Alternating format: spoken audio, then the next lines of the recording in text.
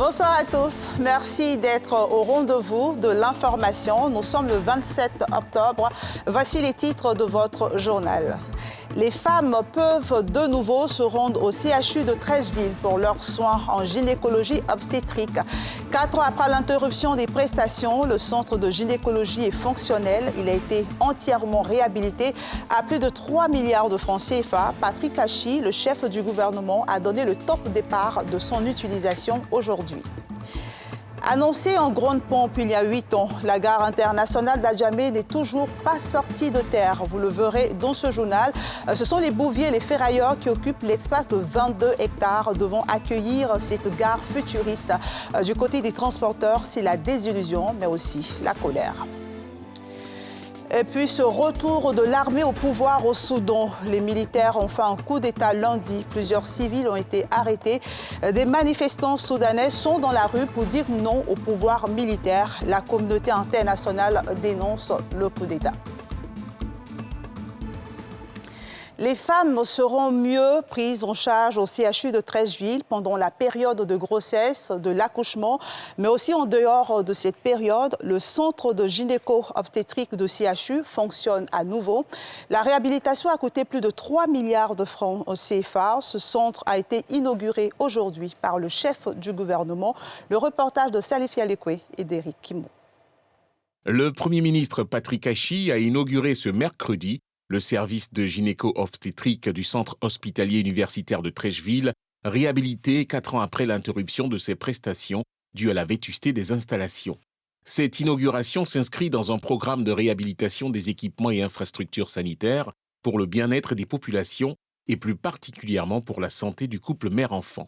C'est l'occasion pour moi d'appeler ici au professionnalisme des personnels qui se doivent d'avoir un bon comportement pour délivrer des soins humanisés et sécurisés. Le métier que vous avez choisi de servir et d'accompagner les hommes dans les moments difficiles est un métier de vocation. Il n'est pas un métier comme les autres. Et il exige de vous de faire des efforts particuliers. Bâti sur une superficie de 1820 mètres carrés, le service comprend 8 salles d'accouchement, un bloc obstétrical, un bloc d'hospitalisation, des salles de conférence et des commodités nécessaires pour les professionnels de santé. Un joyau salué par les acteurs de la santé. Le service gynéco-obstétrique de Treichville est aujourd'hui entièrement rénové, avec un plateau technique de haute qualité et un cadre de travail confortable pour le personnel de santé, afin d'administrer des soins sécurisés et de qualité aux usagers. La nouvelle configuration architecturale offre à cet établissement une capacité de plus de 70 lits répartis sur 2 niveaux. Ce projet comprend également des bureaux, un préau pour les accompagnants, une salle de conférence permettant aux apprenants de bénéficier des stages et des enseignements des professeurs dans de meilleures conditions. Cet investissement d'un montant de plus de 3,6 milliards de francs CFA permettra aux populations de Treichville, de Makori, de Koumassi et de Port-Boué et au-delà donc de bénéficier des soins sécurisés de qualité pour une population cible de plus de 1 million de populations. Cette réhabilitation a coûté plus de 3,6 milliards de francs CFA à l'État ivoirien pour le bien-être de ses administrés et des populations au district d'Abidjan. Et c'est reparti pour la foire internationale de Treichville, une foire qui valorise les artisans ivoiriens et leurs œuvres. Objectif, permettre aux jeunes de s'intéresser à l'artisanat, un secteur pourvoyeur d'emplois. Cette 2e édition a pour thème l'artisanat face aux défis de l'immigration clandestine.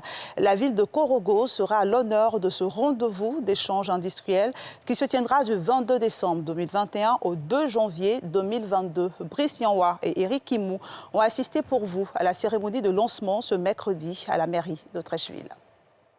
Du 22 décembre 2021 au 2 janvier 2022, la commune de Treichville va vibrer au rythme de la 2e édition de la Foire internationale de Treichville. Promouvoir les artisans et leurs œuvres, former les jeunes et valoriser la culture ivoirienne sont entre autres les objectifs de cette foire qui aura pour thème l'artisanat face aux défis de l'immigration clandestine. Il y a des métiers, il y a des secteurs qui sont promoteurs et donc il serait bien quand même de rester sur place, apprendre un métier. Ce n'est pas l'immigration qui pose problème, mais c'est la clandestinité qui pose problème.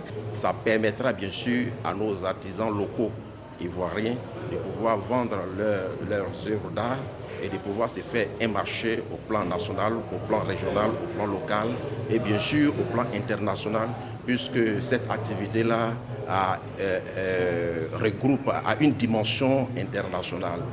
Initiée par l'Association des fiers artisans et bijoutiers de Côte d'Ivoire, la FIT sera animée par des panels, des expositions-ventes, des espaces gastronomiques et des formations. Une initiative saluée par la municipalité de Treichville. Sans cela, le thème qui est aujourd'hui défini à travers cette FIT-là, pour montrer que à Treichville, les jeunes doivent pouvoir se donner les moyens de pouvoir être dans l'artisanat. Le grand Picasso est passé à Korogo pour s'inspirer, pour faire ses toiles. Korogo a beaucoup à montrer. Le fait de choisir Korogo va permettre de créer des vocations, de susciter des vocations, de créer des envies et de faire comprendre à la jeunesse qu'il y a beaucoup de possibilités pour réussir. La foire internationale de Treichville veut participer significativement à la lutte contre l'immigration clandestine et être une porte d'espoir pour les jeunes sans emploi.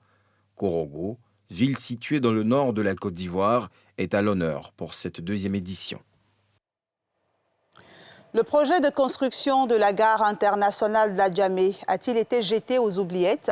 8 ans après la pose de la première pierre, 6 ans après le lancement des travaux par le président de la République, cet ouvrage futuriste annoncé comme la plus grande gare routière de l'Afrique de l'Ouest n'est toujours pas sorti de terre.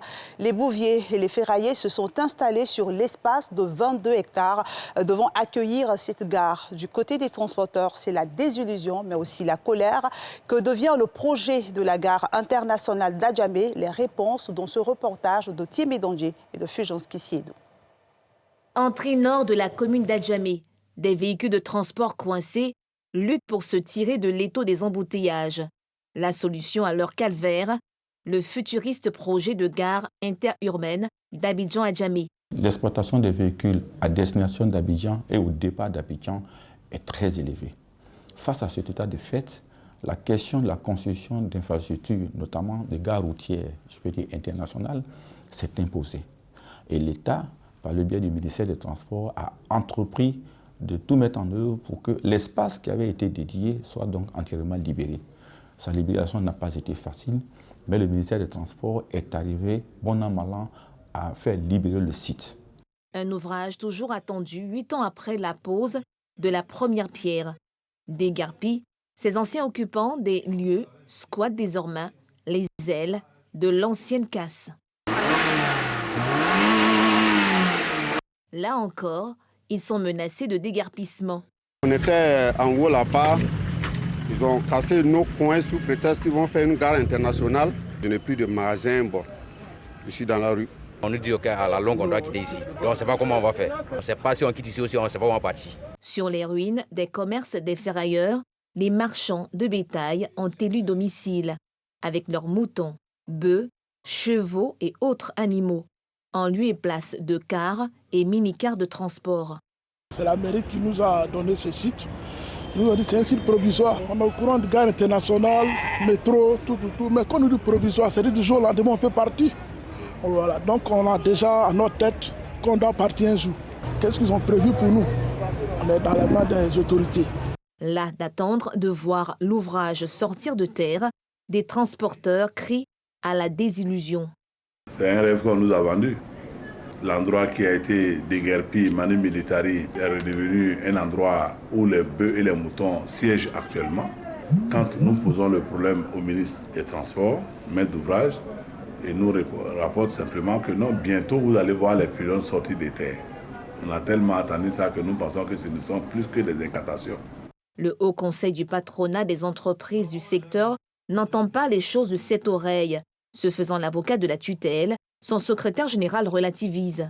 Le terrain n'était pas exploitable à un moment donné parce que toute la tuyauterie de la SODECI qui alimente les communes qui sont donc en dehors d'Adjamé passaient sous donc, le site. Et les réseaux d'électricité aussi passaient aussi sous ce terrain-là. Il fallait donc mener de grosses opérations de déménagement de ces conduites électriques et sanitaires pour que véritablement le terrain y soit libéré. Mais le ministre nous a rassurés en nous disant que le dossier n'est pas dans le tiroir. Et ça, c'est de bonne guerre. Quoi qu'il en soit, tous manœuvrent pour le démarrage effectif des travaux. Nous sommes nés dans la boue à la gare routière, nous avons grandi dans cette boue et nous sommes toujours dans cette boue et nous avons peur de laisser cette gare boueuse à nos enfants. À son excellence, Monsieur le Président Alassane Ouattara, nous l'interpellons pour qu'il nous aide à avoir une gare routière digne de l'émergence qu'il a vraiment entamée. Nous saluons toutes les initiatives qui ont été prises, notamment la conception donc, des dossiers techniques pour la construction de la gare, la volonté du président de la République qui est venu poser la première pierre et qui a engagé le gouvernement à construire la gare, et l'engagement du ministre des Transports à tout mettre en œuvre pour que cette infrastructure puisse voir le jour pour le bonheur des populations et des opérateurs du secteur du transport routier du Côte d'Ivoire. D'un coût de 47 milliards de francs CFA sur une superficie de 22 hectares, la gare interurbaine d'Adjamé est dimensionnée pour accueillir 23 millions de voyageurs par an. En politique, la célébration du 15e anniversaire de l'Alliance ivoirienne pour la République de la démocratie. Son président Kaye Eric, rentré d'exil en juillet dernier, a remobilisé ses troupes pendant cette célébration. Il a égrené les nouvelles priorités du parti, à savoir la formation des jeunes pour faire face aux défis du futur. Le reportage de Pierre Dipomela. Yopougon Ondokwa, l'ancien ministre des Réformes administratives revenu d'exil, après y avoir passé 10 ans, reprend les choses en main au sein de l'AIRD, son parti politique. L'Alliance ivoirienne pour la République et la démocratie a 15 ans. L'occasion pour Kaye Eric de faire le point de la situation, mais surtout de donner de nouvelles orientations face aux futurs enjeux politiques. Pour le président de l'AIRD, l'implantation du parti à travers tout le pays, la formation sont essentielles pour la dynamisation de sa formation politique. Le retour d'exil du président de l'AIRD en juillet dernier ouvre à présent de grandes perspectives dans la mise en lumière du résultat de ces nombreuses années d'un travail de fond.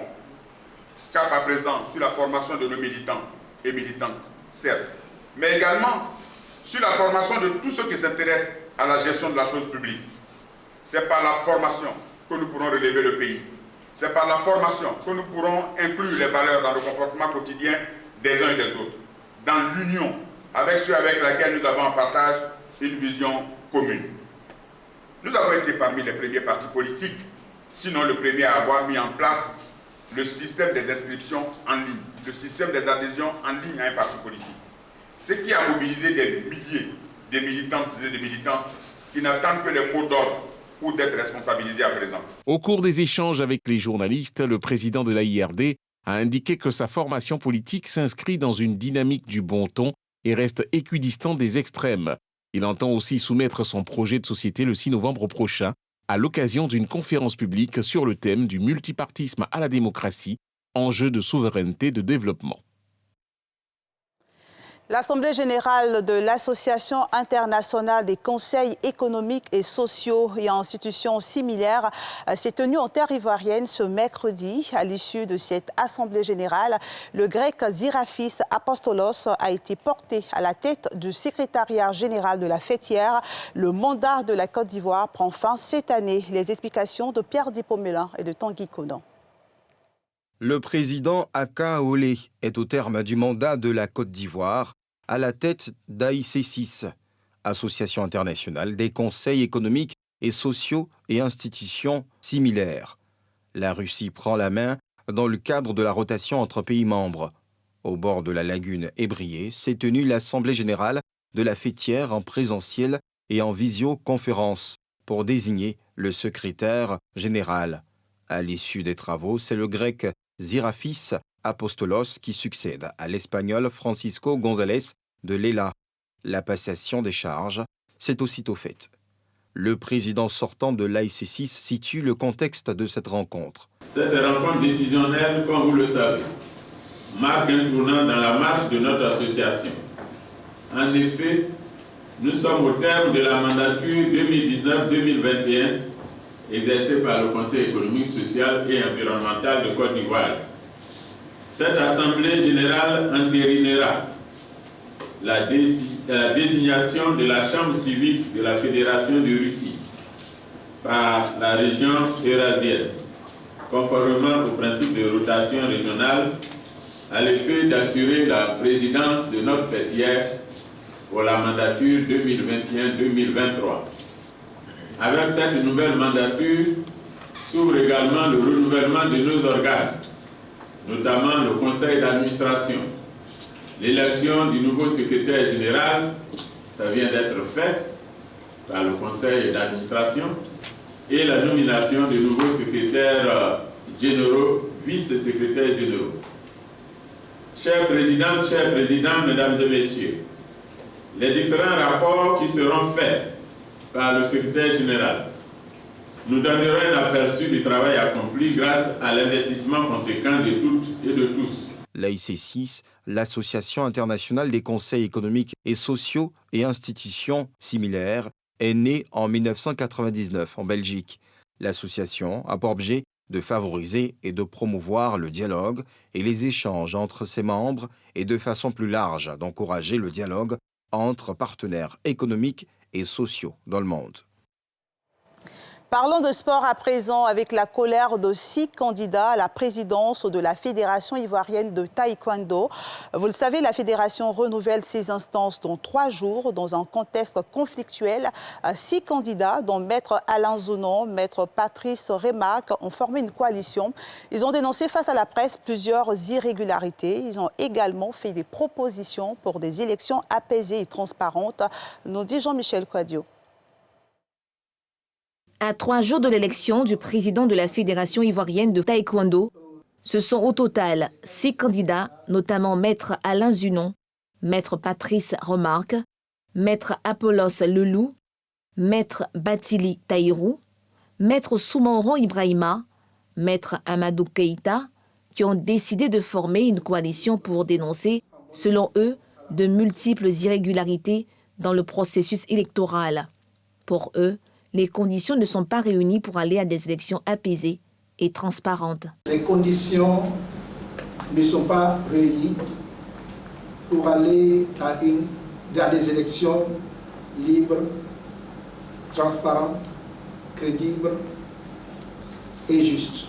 Le comité directeur sortant est juge et partie. Il y a des irrégularités et une violation flagrante des textes. Cette coalition fait cependant des propositions, notamment la proscription de tout vote par procuration au cours du scrutin, chaque lobe votant disposant d'une seule et unique voix de vote. Le comité directeur sortant ne doit plus poursuivre ses activités au-delà du 30 octobre 2021 sous aucune forme, l'exigence d'un vote à bulletin unique et secret. L'élection du président de la Fédération ivoirienne de taekwondo est prévue pour le 30 octobre. Le président sortant, Bamba Cheikh Daniel, n'est pas candidat à cette élection. L'unité de la famille des taekwondo-in est cependant mise à mal, secouée par de profondes divergences depuis plusieurs mois. À l'étranger, l'armée signe son retour au pouvoir au Soudan après un coup d'État orchestré lundi. Plusieurs civils, dont le Premier ministre Abdallah Hamdok, ont été arrêtés. Des manifestants soudanais sont dans la rue pour dire non au pouvoir militaire. L'Union africaine a suspendu le Soudan de ses instances. La Banque mondiale a arrêté temporairement son programme d'aide et la communauté internationale dénonce le coup d'État. Nadia Eja. Après les appels infructueux au rétablissement du pouvoir civil et l'arrestation des opposants au putsch, la pression de la communauté internationale pour rétablir l'ordre au Soudan ne s'est pas fait attendre. Parmi les premiers à annoncer des sanctions, les États-Unis. À la lumière de ces développements, les États-Unis suspendent l'aide provenant du Fonds de soutien économique au Soudan, doté de 700 millions de dollars en aide d'urgence. Ces fonds étaient destinés à soutenir la transition démocratique du pays, alors que nous évaluons la prochaine étape de la mise en place d'un programme pour le Soudan. À la suite des États-Unis, La Banque mondiale a annoncé suspendre son aide en faveur du Soudan, tandis que l'Union africaine a retiré le pays de toutes ses activités jusqu'à la restauration effective de l'autorité de transition dirigée par des civils.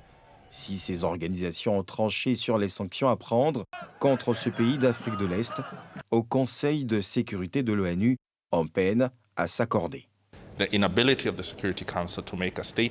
L'incapacité du Conseil de sécurité à faire une déclaration à ce sujet jusqu'à présent est une indication que la façon dont le Conseil de sécurité et le Conseil de paix et de sécurité de l'Union africaine travaillent ensemble pourrait être améliorée et renforcée. Pendant ce temps, dans le pays, les manifestations contre les putschistes se poursuivent, malgré la libération du Premier ministre Abdallah Hamdok. Il a été ramené chez lui ce mardi et vit sous surveillance renforcée. Dans les rues de Khartoum, des pierres et briques ont été empilées afin de bloquer toute circulation. Et c'est la fin de ce journal. Merci de votre aimable attention. Bonne suite de programmes sur la nouvelle chaîne ivoirienne. Prenez soin de vous.